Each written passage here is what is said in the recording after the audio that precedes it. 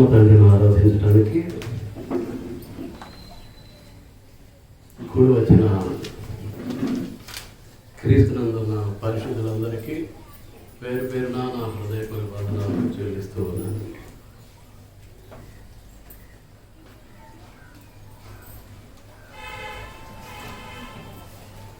నిందను గురించి మనం ఆలోచన చేస్తూ ఉన్నాం. శోధనలో భాగమైనటువంటి శ్రమల గురించి మనం నేర్చుకున్నాం. నిందల గురించి ఆలోచన చేస్తూ ఉన్నాం.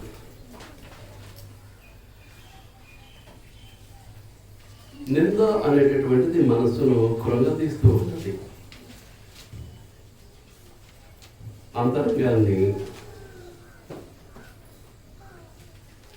ఆవేదనతో నింపుతూ ఉంటుంది. అందుచేతనే క్రీస్తు ప్రభు మాట్లాడుతూ మత్తయి సువార్త 5వ అధ్యాయంలో, నా నిమిత్తము జనులు మిమ్మల్ని నిందించి హింసించి మీ మీద అబద్ధంగా చెడ్డ మాటలు పలుకున్నప్పుడు మీరు ధన్యులు.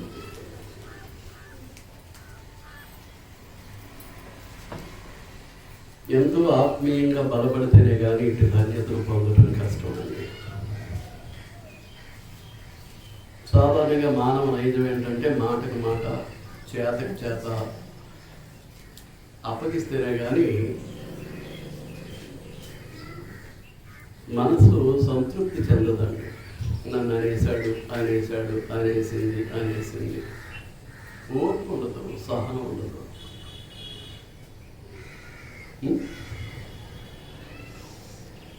నన్ను ఇలా నష్టపెట్టాడు, ఇలా కష్టపెట్టాడు కాబట్టి నేను కూడా ఏం చేయాలి, వాళ్ళని అదే నష్టానికి కష్టానికి గురి చేయాలి. ఈ దృక్పథంలో మనం వెళ్ళిపోతూ ఉంటాం.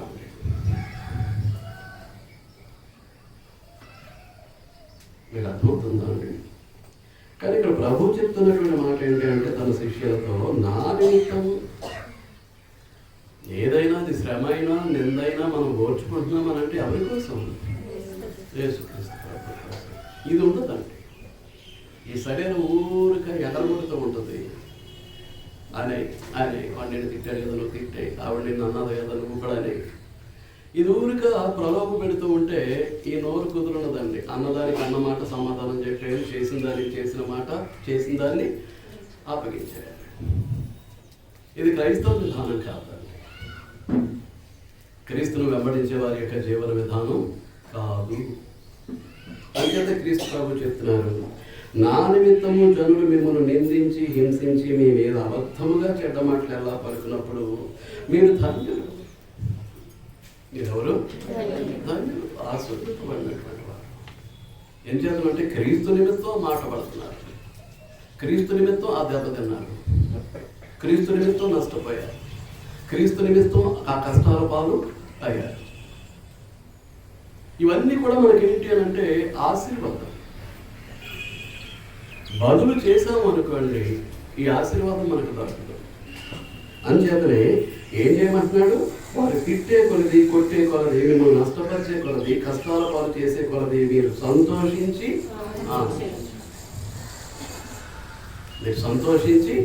ఆనందించండి. ఎందుకు అంటే పరలోకమందు మీ ఫలం అధికమవుతుంది.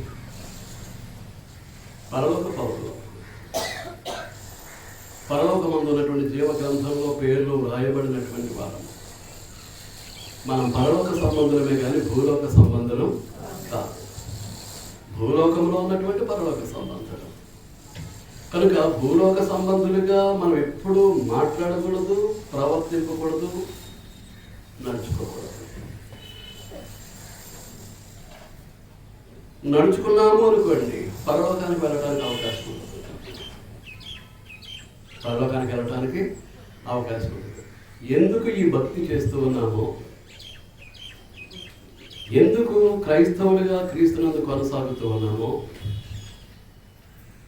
ఎందుకు నీతిమంతులుగా పరిశుద్ధులుగా మార్చబడ్డామో, పోగొట్టుకున్నటువంటి కుమారత్వాన్ని మరలా తిరిగి ఎందుకు సంపాదించుకున్నామో, ఇదంతా వ్యర్థమైపోతుంది, వృధా అయిపోతుంది, నిరర్థకమైపోతుంది. ఇక అంతా నిరర్థకమైపోయి భక్తి జీవితంలో, విశ్వాస జీవితంలో మనం సాధించేది ఏమీ ఉండదు. కనుక జనులు మన క్రీస్తు నిమిత్తం మనల్ని నిందించి హింసించి అబద్ధముగా మన మీద చెడ్డ మాటలు ఎలా పలికేటప్పుడు మనం ధన్యులమని గుర్తు పెట్టుకోవాలి, సంతోషించి ఆనందించాలి. పరలోకంలో మన ఫలము అధికమవుతుంది అనే సంగతిని మనం జ్ఞాపకానికి పెట్టుకోవాలి. భూమి మీద ధనాన్ని కూర్చుకోవద్దు అన్నాడు, పరలోకంలోనే ధనాన్ని కూర్చుకోమన్నాడు. ఏం చేద్దానంటే శాశ్వత కాలం ఉండేది అక్కడ, ఇక్కడ కాదు. ఒక 60 ఏళ్ళు 50 ఏళ్ళు 80 ఏళ్ళు దేవుడిచ్చిన ఆయుష్కాలం మేరకు బ్రతుకుతాం. ఆ తర్వాత ఈ భూమి నుంచి నిష్క్రమిస్తాం. నిష్క్రమించిన తర్వాత పరలోకంలో చేరి దేవునితో పాటు, క్రీస్తుతో పాటు, పరిశుద్ధ దేవదూతలతో పాటు, పరిశుద్ధాత్మలతో పాటు అక్కడ శాశ్వత కాలము దేవునితో నివసిస్తూ శాశ్వత ఆనందాన్ని అనుభవించేటటువంటి ఆ గొప్ప భాగ్యాన్ని ఈ 60 సంవత్సరాలు 70 సంవత్సరాలు 80 సంవత్సరాలు తృణప్రాయమైనటువంటి భౌతిక జీవితం వరకు దాన్ని పోగొట్టుకోవడం అనేటటువంటిది దౌర్భాగ్యం.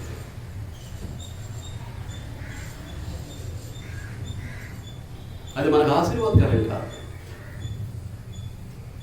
సంపాదించింది ఏది మనం వెంటరాదు. మన కుటుంబ సభ్యులు, మన రక్త సంబంధాలు అనుకున్నవాడు ఎవ్వడు, మగవారు కానీ ఆడవారు కానీ ఎవ్వరూ మనతో రారు. శాశ్వతంగా కళ్ళు మూత పడిన తర్వాత మనకు దిక్కు యేసుక్రీస్తు ప్రభు దేవుడే. కనుక వారితోటి శాశ్వత సంబంధాన్ని పెట్టుకోవాలి అంటే మనం ఎలాంటి జీవితాన్ని అలవర్చుకోవడానికి మనం ప్రయత్నం చేయాలి. మీకు అర్థమవుతుందా? ఎలాంటి జీవితాన్ని అలవర్చుకోవడానికి మనం ప్రయత్నం చేయాలి.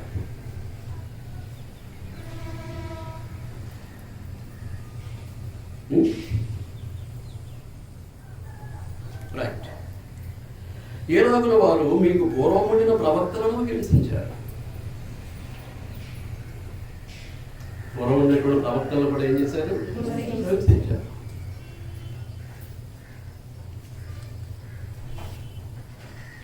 ఇర్మియా జీవితాన్ని జ్ఞాపకం చేసుకుంటే ఎన్ని శ్రమలో, మోకాళ్ళలోతు మురికి బురద, చెక్కని బురద ఉన్నటువంటి నూతులు దింపేశారని తాళ్ళు కట్టేసి 2 రోజులు 3 రోజులు అందులో ఉండిపోయాడు. నిలబడే కూర్చోటాకలేదు, కదవటాకలేదు, నిలబడటాకలేదు. ఎంత బాధ ఉంటుంది. బైబిల్ ప్రవక్తల 400 బైబిల్ ప్రవక్తల మీద అధికారి అయినటువంటి సిద్కి అనేటటువంటి వాడు మేకాను పట్టుకుని లాగి పెట్టి కొట్టాడు గోడ మీద. రాజుల గ్రంథంలో మనం చూస్తే తెలుస్తుంది.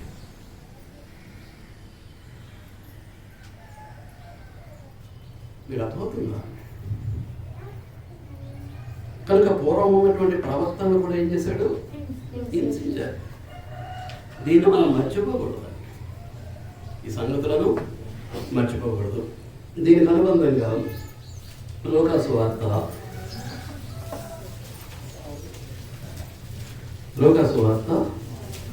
6వ అధ్యాయం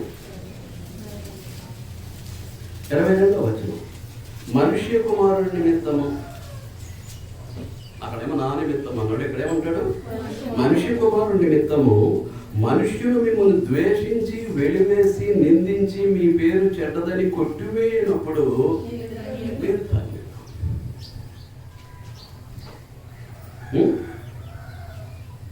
మనిషి కుమారుడు నిమిత్తము అనగా నా నిమిత్తము మనుషులు మిమ్మల్ని ఏం చేస్తారు? ద్వేషిస్తారు, వెలివేస్తారు, నిందిస్తారు, మీ పేరు చెడ్డదని కొట్టివేస్తారు, విలువ లేకుండా మాట్లాడతారు. అప్పుడు మీరెవరు? Blessing by God. దేవుని చేత మనము ఆశీర్వదింపబడినాం. కనుక దేవుని ఆశీర్వాదానికి మించి ఈ లోకంలో ఏదో నా మాట పైన ఉండాలి, నా చెయ్యి పైన ఉండాలి అని అంటే అది లోకానుసారమైనటువంటి జీవన విధానమే తప్ప దేవుని కొరకు జీవించేటటువంటి ఆత్మ సంబంధమైనటువంటి దైవిక విధానం అందులో ఏమీ లేదు. మీకు అర్థమవుతుందా? తిండిపోతూ త్రాగుపోతూ అన్నారు, దెయ్యము పట్టినవాడు అన్నారు, వ్యభిచారి అన్నారు, రకరకాలుగా నిందించారు. వాటన్నిటికీ రిఫరెన్స్ ఇవ్వచ్చు. ఎవరిని? యేసుక్రీస్తు. వంచకుడు అన్నారు, మోసగాడు అన్నారు. ఏమండి? మోసగాడు అన్నారు. ఇన్నన్నప్పటికీ కూడా వాటికి సమాధానం చెప్పలేదు. చెప్పాల్సిన అవసరం లేదు. ఏం చేద్దంటే వాళ్ళు మోపే నేరాల్లో నిజం లేదు కాబట్టి మనం ఎందుకు ఉలికి పడాలి? ప్రభు ఎందుకు ఉలికి పడతాడు? మనం ఎందుకు ఉలికి పడాలి? లేనిది అన్నప్పుడు మీకు అర్థమవుతుందా? ఈ సందర్భంలో క్రీస్తు జీవితంలో నుంచి ఒక 2 విషయాలు మీకు చూపెట్టడానికి ప్రయత్నం చేస్తాం. ఒక విషయమే చూడండి, మత్తయి సువార్త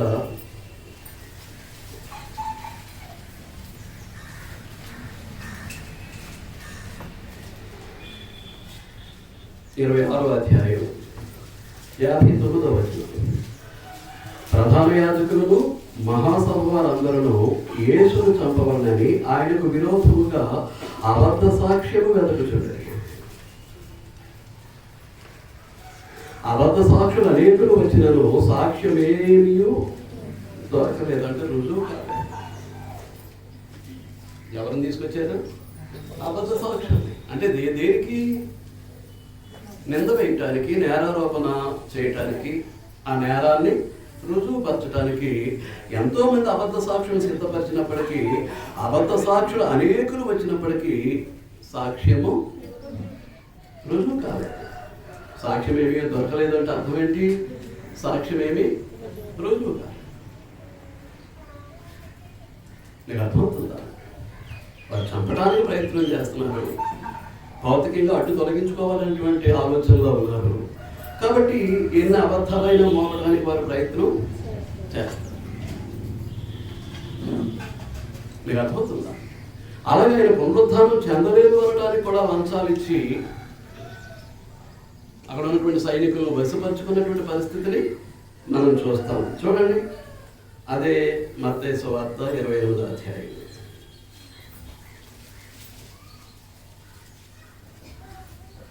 11వ వచనం నుంచి. వారు వెళ్ళుచుండగా కావలి వారిలో కొందరు పట్టణంలోనికి వచ్చి జరిగిన సంగతులన్నిటినీ ప్రధాన యాజకులతో చెప్పిరి. దేవదూత రావటం, రాయునాడు తొలగించటం, ప్రభు మహాప్రభావంతో మరణాన్ని జయించి సమాధిని గెలిచి సమాధిని వచ్చి వారి మధ్యలో నడిచి వెళ్ళిపోవటం, ఇదంతా చూస్తూనే ఉన్నారు. ఆ చూసింది వచ్చి పట్టుకొచ్చి ఏం చేశారు? ప్రధాన యాజకులతో చెప్తే అది జరగలేదు అని అంటలేదు. అలా జరగడానికి వీలు లేదు అంటలేదు. మీకు అర్థమవుతుందా? యూదుల్లో ఒక తెగ సద్దుకైలు, వారి పునరుత్థానాన్ని కానీ ఆత్మలను కానీ దూతలను కానీ వారు నమ్మరు. అలాంటి పునరుత్థానాలను కూడా నమ్మరు వారు. అలాంటి పరిస్థితుల్లో వారు కూడా చిక్కమనలేదు. ఏం చేస్తున్నానంటే సత్యం సత్యమే, నిజం నిజమే. ఏదో అబద్ధాలు చెప్పి నిందలు వేసి ప్రభువును కించపరచడానికి, అవమానం పాలు చేయడానికి ప్రయత్నం చేసినప్పటికీ అది సాధ్యం కాదు. కానీ అది ఏం చేశారు వాళ్ళు? కాబట్టి వారు పెద్దలతో కూడి వచ్చి ఆలోచన చేసి ఆ సైనికులకు ద్రవ్యం ఇచ్చి, అనగా ఏంటనమాట, లంచం ఇచ్చి, మేము నిద్రపోచుండగా అతని శిష్యులు రాత్రి వేళ వచ్చి అతనిని ఎత్తుకొని పోయినని. మరి వీళ్ళేం చేస్తున్నారు? 100 మంది సైనికులు, శతాధిపతి అక్కడ ఆయుధాలతో కాపలా వేస్తున్నారు కదా. ఎత్తుకుపోతుంటే ఏం చేస్తున్నారు? శిష్యులు ఎంతమంది? 12 మంది. వీళ్ళెంతమంది? ఆయుధాలతో ఉన్నటువంటి 100 మంది యుద్ధ నైపుణ్యులైనటువంటి సైనికులు. ఏం చేస్తారు వీళ్ళందరికీ? ఏం చేస్తాడు? మరణశిక్ష విధిస్తాడు. రోమా రాజ్యం సామ్రాజ్యం ఏం చేస్తుంది? మరణశిక్ష విధిస్తుంది. కాబట్టి వాళ్ళు ఇచ్చినటువంటి భరోసా ఏంటి అని అంటే 14వ వచనం, ఇది అధిపతి చెవిని పడిన ఎడల మేము అతని సమ్మతిపరచి మీకు ఏమీ తొందర కలగకుండా మేము చూసుకుంటాం. మీ ఉద్యోగాలు పోకుండా, మీకు శిక్ష విధింపబడకుండా మేము చూసుకుంటాం. ఇది నిందలు వేసి, నేరారోపణ చేసి, దోషారోపణ చేసి, మనుషులను అవమానపరిచి, దోషణ పాలు చేసి, రకరకాలుగా కించపరిస్తే అది దేవుని కొరకు, క్రీస్తు ప్రభు కొరకు అంటే కనుక ఇచ్చినటువంటి ధన్యకరమైనటువంటి జీవితం మరొకట్లేదు. దేవుని కొరకు బ్రతకాల్సినటువంటి ప్రతి దేవుని కుమారుడు, ప్రతి దేవుని కుమార్తె జ్ఞాపకంలో ఉంచుకోవాల్సినటువంటి విషయం ఉందండి. అనవని అనక్కర్లా, కొట్టిన వారిని కొట్టాల్సినటువంటి పని మనకు లేదు. అలాగే స్టెఫెను కూడా చూడండి, అపోస్తల కార్యముల గ్రంథం 1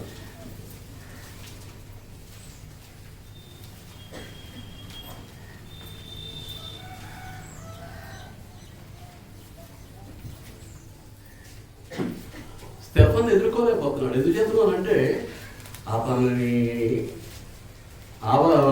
అతన్ని పరిశుద్ధాత్మ చేత నింపబడినటువంటి వాడు, పరిశుద్ధాత్మ చేత నింపబడిన వాడు కాబట్టి అతని వాగ్దాటికి, అతని యొక్క దైవికమైనటువంటి జ్ఞానానికి సమాధానం చెప్పే సత్తా ఎవరి దగ్గర లేదు. ఇటు యోధా మతస్థుల దగ్గర కానీ, ఇటు రోమా అధికారుల దగ్గర కానీ, ఎవరి దగ్గర లేదు. చూడండి పై వచనంలో స్టెఫనుతో తర్కించిరి కానీ 10వ వచనం 6:10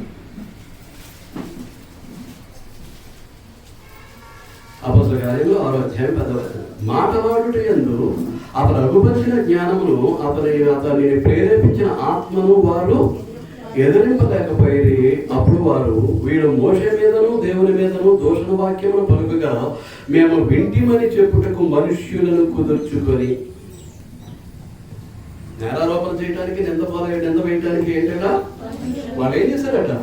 మనుష్యులను కుదుర్చుకొని ప్రజలను, పెద్దలను, శాస్త్రులను రేపి అతని మీదికి వచ్చి అతనిని పట్టుకొని మహాసభ యొద్దకు తీసుకుని పోయి అబద్ధపు సాక్షులను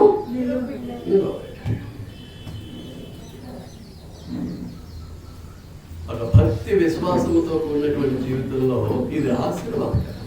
మాటకు మాట, చేతకు చేత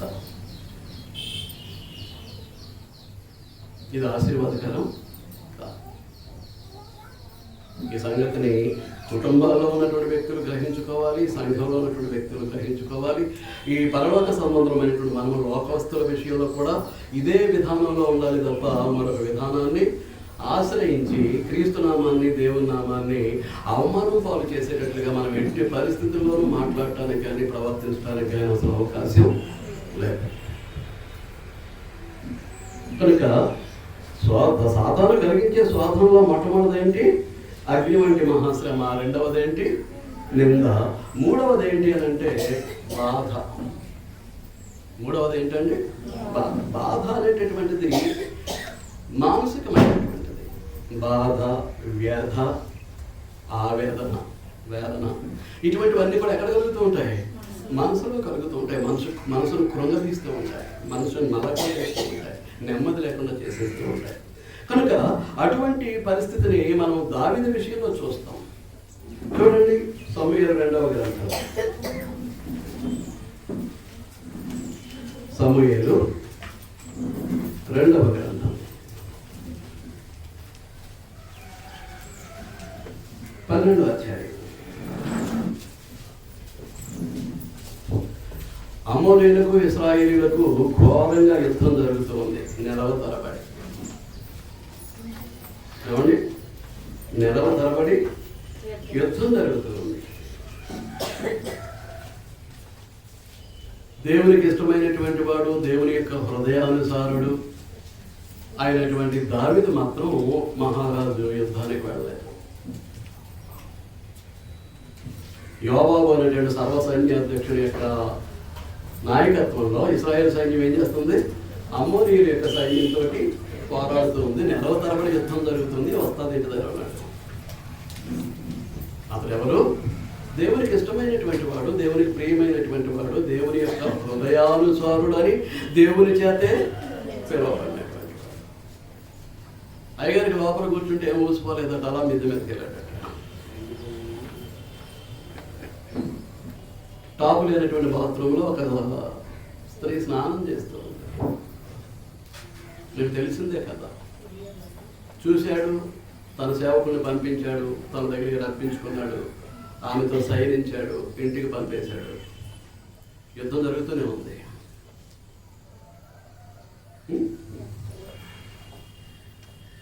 యుద్ధం జరుగుతూనే ఉంది. ఈ లోపల కాలగమనంలో నేను గర్భవతిని కబురు పెట్టింది. ఎవరికి? దేవునికి ఇష్టమైనటువంటి, దేవుని హృదయానుసారుడైనటువంటి దావీదు. వెంటనే భర్తను యుద్ధంలోంచి పిలిపించాడు. హిత్తీయుడైనటువంటి యూరియా యొక్క భార్య ఆమె. యుద్ధంలోంచి పిలిపించాడు. ఏదో మంచి చెడ్డ యుద్ధ సమాచారాన్ని తెలుసుకోవాలి అన్నట్టు. ఎంత వేషధారణ!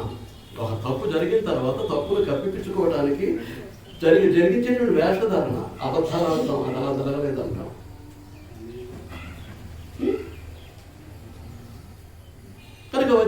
మంచి చెడ్డ మాట్లాడిన తర్వాత ఇంటికి వెళ్ళాడు.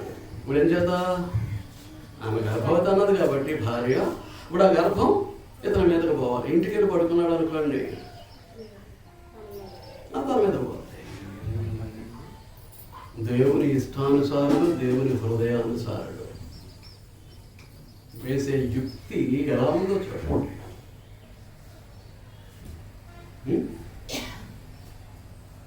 ఆ కుయుక్తి ఎలా ఉందో చూడండి. మనలో ఎవ్వరమైనా సరే అదే స్థితి. తప్పు చేసాము అని అంటే, పాపానికి లోనయ్యామనంటే మనం అందరం వేసే ఎత్తుగా అదే, తప్పించుకోవాలి. కాబట్టి పశ్చాత్తాపం. అతను ఏం చేశాడు, నా దేశం క్లిష్ట పరిస్థితుల్లో ఉంటే, యుద్ధంలో నలిగిపోతూ ఉంటే నేను వెళ్ళి నా భార్యతో సుఖించడానికి నాకు ఇది సమయం కాదని అక్కడే పడుకున్నాడు గేట్ దగ్గర. పొద్దుట రేజర్ వచ్చాడు, వెళ్ళాడో లేదు చూసుకుంటే అతను అక్కడే పడుకుని ఉన్నాడు. యోవాబు ఉత్తరం రాశాడు, ఏది ఇతను చంపేయమని. అతని మరణవార్త అతనే పట్టుకుని వెళ్ళి సర్వసైన్యాధిపతి అయినటువంటి యోవాబుకు ఇచ్చాడు. మొదటి వరుసలో పెడితే ఏం చేస్తాడు, శత్రువు కొట్టేస్తాడు. అలాగూ దేవుని రాజ్యమైనటువంటి ఇశ్రాయేలు జాతీయ రాజ్యాన్ని కాపాడటానికి నియమించబడినటువంటి సైనికులైనటువంటి ఉరియాను శత్రువుల చేత ఏం చేశాడు, కొట్టి చంపించేశాడు. ఇంక ఈమెను తీసుకొచ్చి ఇంట్లో పెట్టుకున్నాడు. ఆమె పెట్టినట్టు ఆమె తీసుకొచ్చి ఇంట్లో పెట్టుకున్న తర్వాత ఏం చేసింది, బిడ్డను కన్నది. మేము 11వ అధ్యాయం పూర్తిగా చదివితే మీకు స్పెసిఫిక్ అర్థం అవుతుంది. 12వ అధ్యాయంలో దేవుడు ఏం చేశాడు, ఇదంతా చూసి నాతాను ప్రవక్తను పంపించాడు. ఎవరి దగ్గరికి, తన యొక్క ఇష్టానుసారుడు, తన హృదయానుసారుడు అయినటువంటి దావీదు దగ్గరికి. మనం ఎవరో చూసుకోవాలి, మనం ఎలాంటి జీవితాన్ని జీవిస్తూ ఉన్నామో చూసుకోవాలి. చెప్పాల్సింది చెప్పాడు. ఎవరు, నాతాను ప్రవక్త. 4 శిక్షలు విధించాడు. 4లో ఆఖరిది ఏంటంటే, నీ పుట్టినటువంటి కొడుకుని నేను చంపైపోతున్నాను, వస్తాడు వాడు. చూడండి 12వ అధ్యాయం 13వ నుంచి చదువుతున్నాను. 12వ అధ్యాయం 11. నేను పాపము చేసి తినని దావీదు నాతానుతో అనగా, నాతాను ప్రవక్తతో ఏం చెప్తున్నాడు, హి వాజ్ రైట్లీ కన్విన్స్డ్, కరెక్ట్గానే స్పందించాడు. కానీ ఏంటి ప్రయోజనం, వ్యభిచారము ఒక హత్య. దేవుడికి తెలీదా, దేవుడు చూడట్లేదా, దేవుడు పరిశీలించట్లేదా? అలాంటి పరిస్థితిలో నేను పాపం చేశానంటే విడిచిపెట్టేస్తాడా? జరిగింది చిన్నది కాదు, ఘోరమైనటువంటి పాపం. అప్పుడు నాతాను అంటున్నాడు, దేవుని ప్రవక్త అయినటువంటి నాతాను, నీవు చావకున్నట్లు యెహోవా నీ పాపమును పరిహరించాను. వాస్తవానికి నువ్వు చావాలి. దేవుడు ఎవరిని చంపాలి, దావీదును చంపాలి. ఏం చేద్దంటే పాపంలో వచ్చి జీతం మరణం. జాగ్రత్తగా ఆలోచన చేసుకోవాలి. ఇక్కడ దావీదు కంటే గొప్ప విశ్వాసులు, భక్తి పరులు ఎవరో ఉన్నారని నేను అనుకోను. దావీదు కంటే విశ్వాసులు కానీ, దావీదు కంటే భక్తులు కానీ, దేవునికి దావీదు వలె ఇష్టమైనటువంటి వారు కానీ, దావీదు వలె దేవునికి హృదయానుసారులు కానీ ఇక్కడ ఎవరో ఉన్నారని నేను అనుకోవట్లేదు కూడా. ఇంకా స్థాయికి మనం ఎదగలేదనేది నా భావన. ఇప్పుడు అలాంటి వాడిని చంపేయాలి, అయినప్పటికీ నువ్వు ఒప్పుకున్నటువంటి విధానాలను బట్టి నేను ఏం చేశాడు, విడిచిపెట్టాడు. నీ ప్రాణం పోకుండా విడిచిపెట్టాడు. మళ్ళీ ఇంకొక నిందే నేరారోపణ చేస్తున్నాడు దేవుడు. ఎవరి మీద, దావీదు మీద. అయితే ఈ కార్యము వలన యెహోవాను దూషించుటకు ఆయన శత్రువులకు నీవు గొప్ప హేతువు కలుగజేసింది. మనం మాట్లాడే మాటల వల్ల, ప్రవర్తన వల్ల ఏమవుతుందనంటే, దేవుడంటే పడనటువంటి వారికి ఆయనను దూషించడానికి, ఆయన నామాన్ని అవమానపరచడానికి దావీదు ఏం చేశాడట, అవకాశాన్ని ఇచ్చాడట. ఈ రోజు మనం చేసేది అదే. ఒక తప్పుడు తలంపు మన హృదయంలో పుట్టింది, తప్పుడు కోరిక మన హృదయంలో కలిగింది. ఒక సహోదరుడి మీద కానీ, సహోదరుడి మీద కానీ, ఇరుగు పొరుగు వారి మీద కానీ, బంధువుల మీద కానీ ఒక వ్యతిరేక భావన మన హృదయంలో కలిగింది. దీనిని బట్టి ఏం జరుగుతుంది? వ్యక్తిగతంగా పాపం చేస్తున్నాం మొట్టమొదటిది. రెండవది ఏంటి అని అంటే, నీ తలంపులను బట్టి, నీ కోరికలను బట్టి, నీ భావప్రాణాలను బట్టి, నీ ఆలోచనలను బట్టి నువ్వేం చేస్తున్నావు? దేవుని యొక్క నామాన్ని దూషించడానికి, అవమానపరచడానికి, దేవుడంటే ఎరగనటువంటి, దేవుడంటే ఇష్టపడినటువంటి దేవుని శత్రువులకు నువ్వేం చేస్తున్నావు? ఒక అవకాశాన్ని ఇస్తున్నావు. ఇది మరీ క్షమించాలనేటువంటి పాపం. అసలు క్షమించండి. ఒకటి పాపం నుంచి జీతం, నేను చంపాలి కానీ చంపట్లేదు. రెండవది, నా శత్రువులకు నువ్వేం చేసావు? నా నామాన్ని దూషించడానికి, అవమానపరచడానికి నువ్వు అవకాశాన్ని ఇచ్చావు. దేవునికి వ్యతిరేకంగా, దేవుని వాక్యానికి వ్యతిరేకంగా మనం చేసే ప్రతి పని వలన ఈ రెండు మనకి తగులుతున్నాయి. మనం అదే పరిస్థితుల్లో ఉన్నాం. అందుచేత ఏం చేయబోతున్నాడు? కలుగు చేసేది కనుక ఈ కార్యం వలన యెహోవాను దూషించుటకు ఆయన శత్రువులకు నీవు గొప్ప హేతువు కలుగు చేసేది కనుక నీకు పుట్టిన బిడ్డ నిశ్చయముగా చచ్చునని దావీదుతో చెప్పేశాడు. నీకు పుట్టినటువంటి బిడ్డ ఏమవుతాడు? చంపైపోతున్నాడు. పుట్టినటువంటి బిడ్డను ఏం చేయబోతున్నాను? చంపైపోతున్నాను.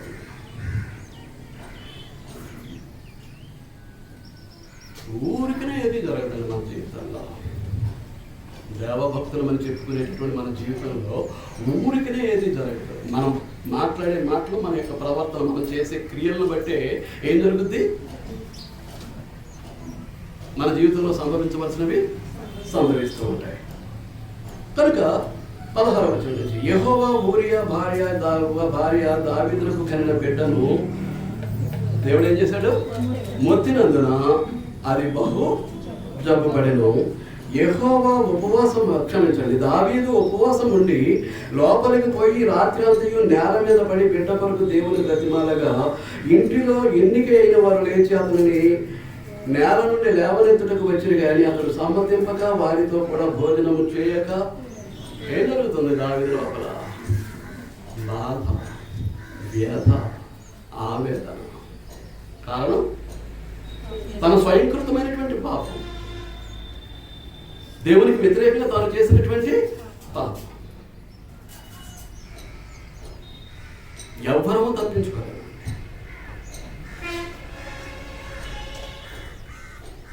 అది ధర్మశాస్త్ర కాలం కాబట్టి వెంటనే శిక్షించేస్తాడు.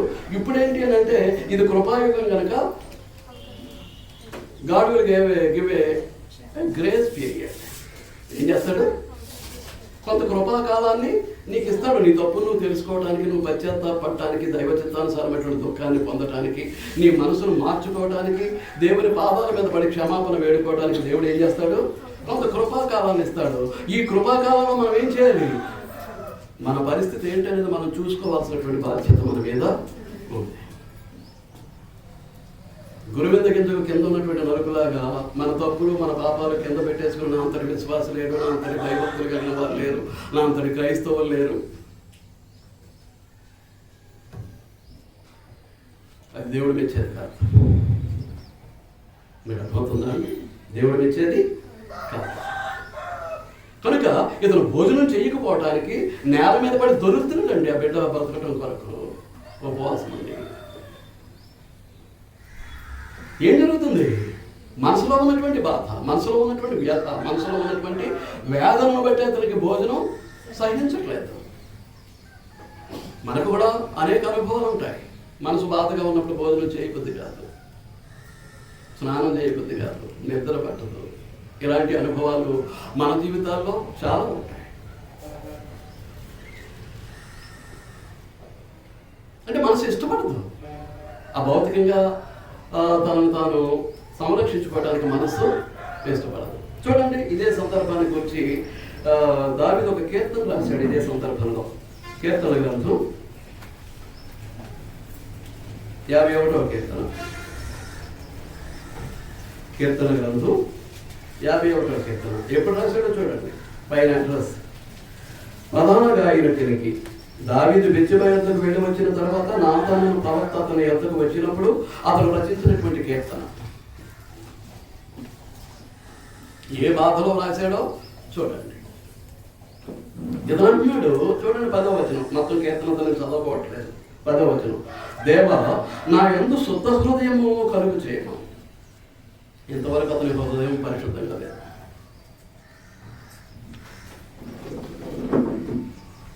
ఇంతవరకు అతని హృదయం ఎలా లేదు? హృదయంలో పరిశుద్ధత లేదు. కాబట్టి ఏమని వేడుకుంటున్నాడు? దేవా నా యందు శుద్ధ హృదయము కలుగజేయము, నా అంతరంగంలో స్థిరమైన మనస్సు నూతనంగా పుట్టి. అంటే ఇంతవరకు ఏం లేదన్నమాట, తన మనసు చంచలమై ఉంది. మనసు యొక్క ఆలోచన ఎలా ఉన్నాయి? చంచలమై ఉన్నాయి. మనసు ఎలా ఉంది? చంచలమైపోయింది.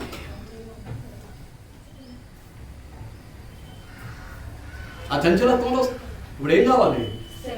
ఆ చంచలత్వంలోనే చేశాడు ఆ పాపం.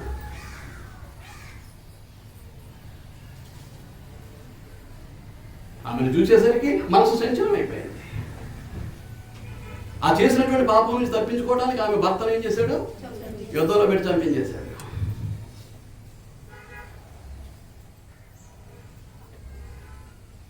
దేవుని మందిరాన్ని కట్టడానికి ఎన్నో మనుగుల బంగారము, ఎన్నో మనుగుల వెండి, ఎంతో ఇనుము, ఎంతో కలప వృక్ష సంపద సంపాదించి ఆలయాన్ని కట్టడానికి సిద్ధంగా ఉన్నటువంటి దావీదును, you are డిజైబుల్ to construct my temple.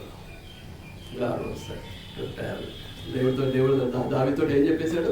ఇక నువ్వు నా మందిరాన్ని కట్టడానికి నువ్వు పనికిరావు. నీ కుమారుడైనటువంటి సొలొమోను కడతాడులే, విడిచిపెట్టి. ఏం పోగొట్టుకున్నాడు?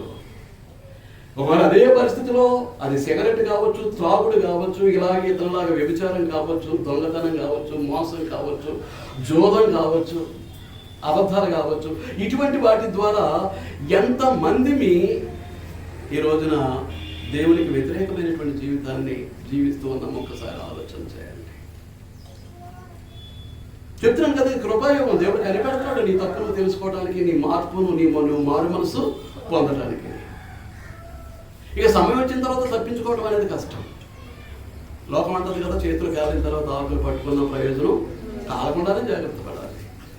దేవుడు విధించాల్సినటువంటి శిక్ష విధింపబడకుండానే జాగ్రత్త. ఇంతవరకు కొన్ని సిగ్నల్స్ కూడా వచ్చేసాయి మన జీవితాల్లో, అనేక మంది జీవితాల్లో. మన ప్రవర్తన సరిలేదు, మన బ్రతుకు సరిలేదు, అది దేవునికి ఇష్టమైనదిగా లేదు అనడానికి అనేకుల యొక్క జీవితాల్లో అనేకమైనటువంటి సూచనలు, హెచ్చరికలు దేవుడు ఇచ్చేసినటువంటి సందర్భాలు ఉన్నాయి వారి కుటుంబాల్లో. ఇక మీదట దేవునికి వ్యతిరేకమైనది ఏది కూడా వారి వ్యక్తిగత జీవితాల్లో కానీ వారి కుటుంబాల్లో కానీ జరగకుండా జాగ్రత్త పడాల్సినటువంటి బాధ్యత మనందరి మీద ఉంది. కనుక ఏమంటున్నాడు? నాకు శుద్ధ హృదయాన్ని ఇయ్యి, ఇంతవరకు నా పరిశుద్ధతను నేను పాడు చేసుకున్నాను, నా శరీర సంబంధమైనటువంటి దురాశను బట్టి. రెండవది, నాకు స్థిరమైనటువంటి మనసు. నా ఆమెను చూసేసరికి నా మనసు ఏమైపోయింది? చంచలమైపోయింది. నేత్రాల తర్వాత నా శరీరం ఏదేదో కోరుకుంది. దానిని బట్టి ఇప్పుడు ఏం చేశాను? కొడుకుని పోగొట్టుకునే పరిస్థితి వచ్చింది. ఇదే సందర్భాన్ని అనుకుని మళ్ళా మాట్లాడుతున్న 12వ వచనం, నీ రక్షణానందము నాకు మరలా పుట్టించము. అంటే మొదట్లో ఉన్నది రక్షణానందం, ఆ తర్వాత ఏమైంది? తప్పు చేసిన తర్వాత, పాపం చేసిన తర్వాత రక్షణానందం అతని యొక్క అంతరంగం నుంచి పోయింది. కాబట్టి దేవుని వేడుకుంటున్నాడు, ఏంటి? నాకు మరలా రక్షణానందాన్ని పుట్టించు, సమ్మతి గల మనస్సును కలుగజేసి నన్ను దృఢపరచు. సమ్మతి అంటే అర్థం ఏంటి? సమాధానం. దేవునితో ఉన్నటువంటి సమాధానం ఏమైంది? తెగిపోయింది. నా ఇష్టానుసారుడు, నా హృదయానుసారుడు అన్నటువంటి దేవుడు ఏం చేశాడు? వాడి సంగతి ఎట్లా చూడు, నాతో ప్రవక్తను పంపించాడు. నాతో ప్రవక్తని పంపించాడు. అంతే. ఆ మధ్యరాత్రిలో నా బిడ్డ చావటం జరిగింది. మధ్యరాత్రిలోనే ఏం జరిగింది? బిడ్డ చనిపోవటం జరిగింది. కనుక తప్పు జరిగింది అని అంటే దేవునికి ఏం కావాలన్నమాట అండి? విరిగినటువంటి మనస్సు, నలిగినటువంటి హృదయం. 17వ వచనం అదే కీర్తన.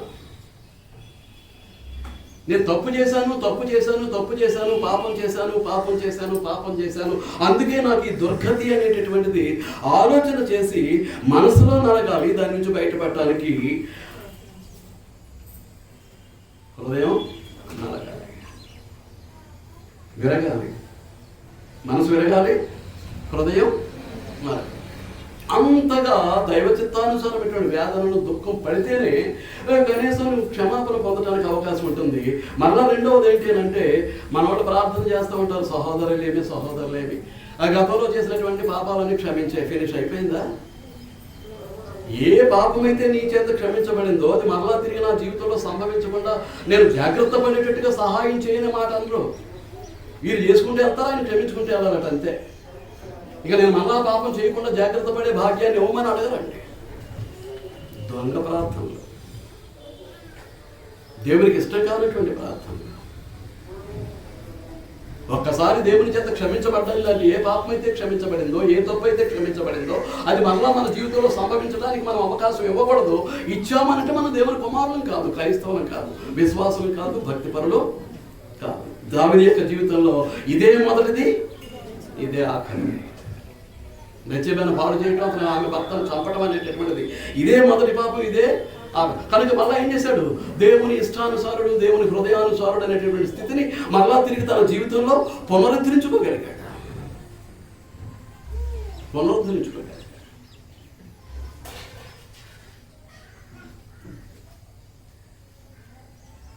మీకు అర్థమవుతుందా?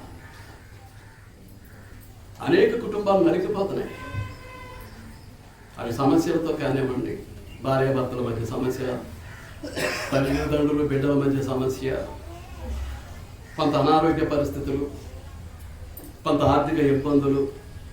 కనుక వాళ్ళందరూ బలపడతారు, ధైర్యం తెచ్చుకుంటారు, దేవుని మీద ఆనుకుంటారు, దేవుని సహాయంతో వాటిని అధిగమిస్తారు అని ప్రత్యేకంగా ప్రారంభించినటువంటి పాఠం. నా ఉద్దేశం అది మమ్మల్ని భయపెట్టడం కాదు, మమ్మల్ని బెదిరించడం అనేది నా ఉద్దేశం కాదు.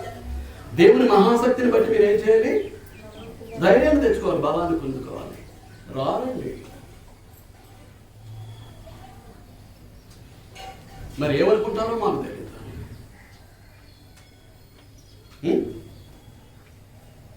మాకు ఈ కష్టాలే మాకు సుఖం, ఈ బాధలే సుఖం, ఈ నెమ్మదిలేనటువంటి స్థితే నాకు సంతోషం, ఆనందం అనుకుని దేవుని సన్నిధికి వచ్చి దేవుని చేత ఊరట చెందడానికి, దేవుని చేత బలపరచడానికి, దేవుని చేత ధైర్యపరచడానికి ఇష్టం లేకపోతే మనం ఏం చేస్తాం? అలా పోవాల్సిందే ఆ జీవితాలు. ఎందుకు బాప్తిసం పొందారో తెలియదు. నేను అడిగిన ప్రతి ప్రశ్నకి ఎందుకు అవును అని సమాధానం చెప్పారో తెలియదు. ఈ రోజును చూస్తే కనపడరు. ఏంటంటారు ఇది? అంటే దేవుని కంటే మేము గొప్పవాళ్ళమనా? దేవుని కంటే మేము గొప్పవాళ్ళమనా? నువ్వంటే దేవుని మీద నిందేసేస్తారు. ప్రతి చిన్న సమస్యకు, ప్రతి చిన్న కష్టానికి ఎవరదా? దేవుడే. వీళ్ళ విశ్వాస జీవితంలో, భక్తి జీవితంలో వీళ్ళు నడుచుకోవాల్సినటువంటి నడుచుకోవద్దు. నిత్యము కూడా దేవునికి అవమానకరంగా, దేవుని నామం దోషం పాలయ్యేటట్లుగా ప్రవర్తిస్తూ ఉంటారు. తద్వారా ఏదైనా వాళ్ళగా స్వయంకృతంగా వాళ్ళు ఏదైనా కష్టానికి, నష్టానికి, బాధకు, వేదనకు నిందపాలైతే అదంతా ఎవరిది? దేవుడు. కానీ శోధనకు మూలం ఎవరు? ఉన్నాడు శోధకుడు. ఎవడు వాడు? అపవాది, సాతాను. దేవుడు శోధించడు. మరొకసారి చదువుకోతున్నాను. యాకోబు రాసినటువంటి పత్రిక 1వ అధ్యాయం. యాకోబు రాసినటువంటి పత్రిక 1వ అధ్యాయం 13వ వచనం. దేవుడు కీడు విషయమై శోధింపబడనేరడు. నేను మరొకసారి చదువుతున్నాను. దేవుడు కీడు విషయమై శోధింపబడనేరడు. ఆయన ఎవరిని శోధింపడు. దేవుడు ఎవరిని కూడా శోధింపడు. కనుక ఎవడైనా శోధింపబడినప్పుడు నేను దేవుని చేత శోధింపబడుతున్నానని అనకూడదు. నేను దేవుని చేత శోధింపబడుతున్నానని అనకూడదు. మరి ఎలా శోధింపబడతాడు? ప్రతివాడును తన స్వకీయమైన దురాశ చేత ఏడవబడి మరును కొల్పబడిన వాడై శోధింపబడును. దురాశ గర్భము ధరించి పాపమును కలగా పాపము పరిపక్వమై మరణము కలుగు. ఇది శోధన విధానం. శోధించేవాడెవరు? శోధకుడైనటువంటి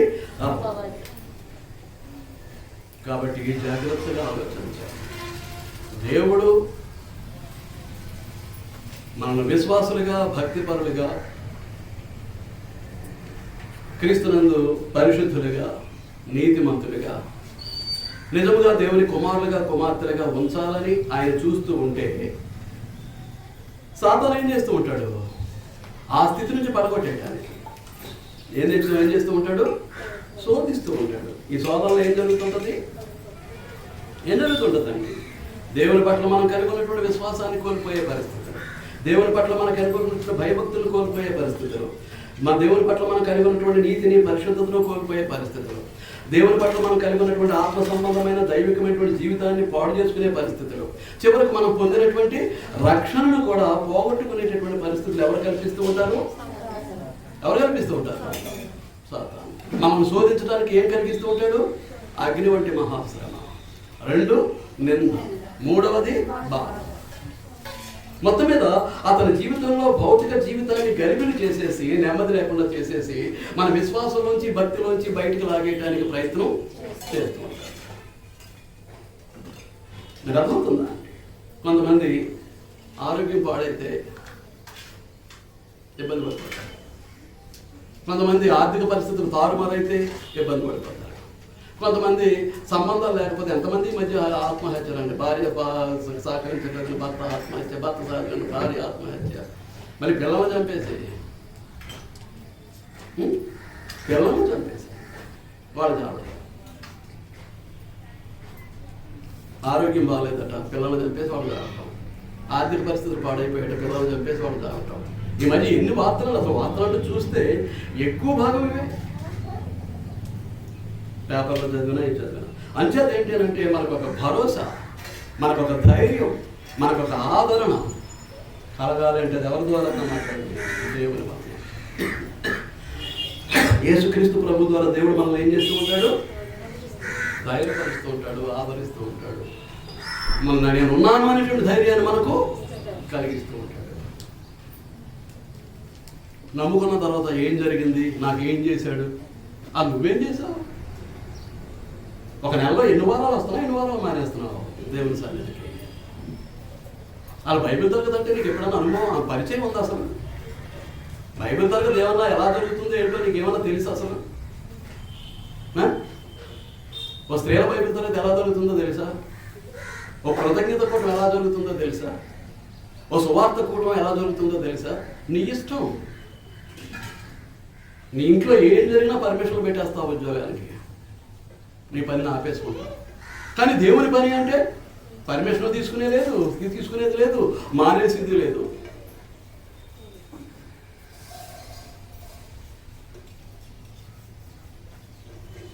నావండి బ్రదర్ గారు నన్ను ఏం చేయమంటారు అని జరగా మొత్తం పని ఎంతో కొంత ఉంటుంది, మీ ఇష్టం.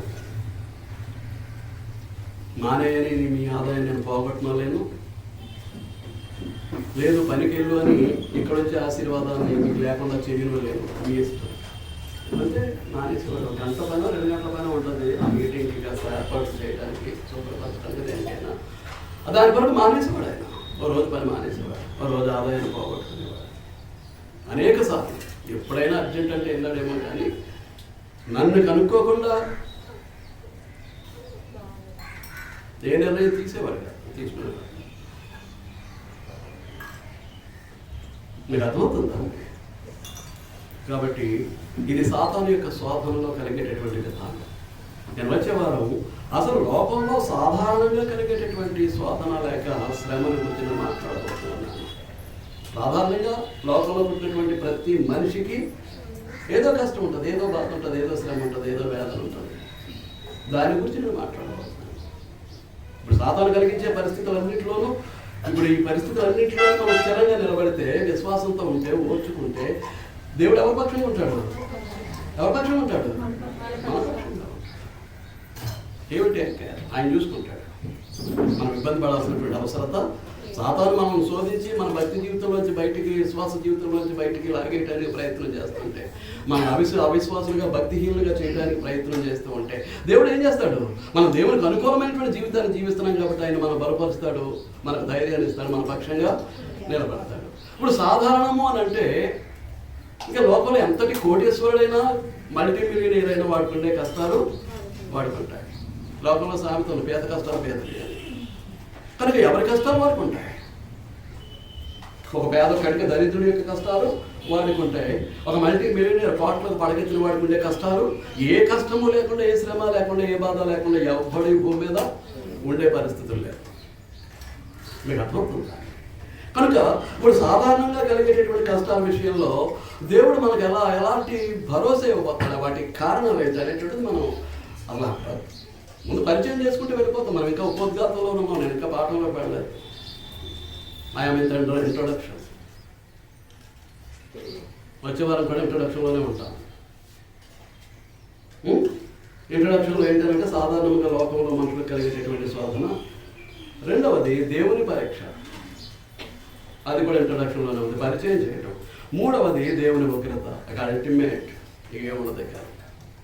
ఇవి పరిచయాలు అయిపోయిన తర్వాత మనం ఇంచుమించుగా 2 వారాలు పడుతుందేమో మనం వెళ్ళే లెసన్ విధానాన్ని బట్టి ఆ తర్వాత పాఠంలోని మనం ప్రవేశిస్తాం. అంతవరకు ఉపోద్ఘాతంలో ఉంటాం. ప్రవేశపడే సాతాను యొక్క శోధన పరిచయం అయింది ఇప్పటికీ, శ్రమ రూపంలో, నింద రూపంలో, బాధ రూపంలో. వచ్చే వారం ఏంటి? సాధారణంగా కలిగేటటువంటి కష్టాలు, శ్రమలు అనేటటువంటి ఉంటాయి, బాధలు.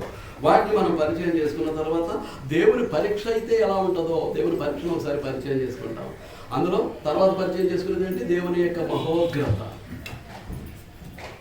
ఇంకేం లేదు, ఏముండదు, ఏమీ ఉండదండి. నోవహు జలప్రలయం, సొదొమ గొమొర్రా యొక్క దహనం, ఇంకేముండదు ఇక. అలా అయిపోతే జీవితాలు, కుటుంబాలు. కనుక వాటిని పరిచయం చేసుకుంటూ తర్వాత మనం పాఠంలోనికి ప్రవేశించబోతూ ఉన్నాం. విన్నందుకు మీ అందరికీ వందనాలు తెలియజేస్తున్నాను. మనం దేవుని యొక్క అనుగ్రహ ప్రాప్తులమై పూర్ణమైనటువంటి విశ్వాసము, భయభక్తులు కలిగిన వారమై దేవుడు మన పక్షంగా నిలిచేటట్లుగా, దేవుడు మనకు అండగా ఉండేటట్లుగా, దేవుడు మనకు తోడు నీడగా ఉండేటట్లుగా మన జీవితాన్ని నడిపించుకోవడానికి ప్రయత్నం చేద్దాం. అందరికీ మరొకసారి వందనాలు.